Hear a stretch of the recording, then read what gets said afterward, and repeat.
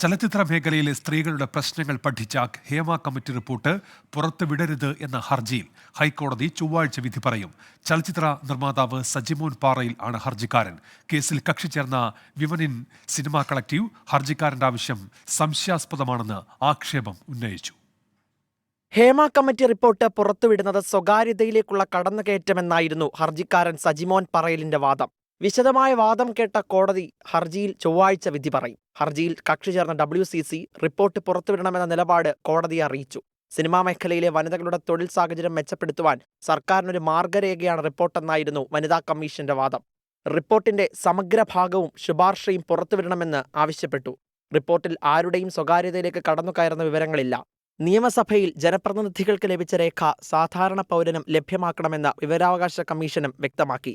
Justice VG അരുണിന്റെ ബെഞ്ചാണ് ഹർജിയിൽ വാദം കേട്ടത്. 24 കൊച്ചി.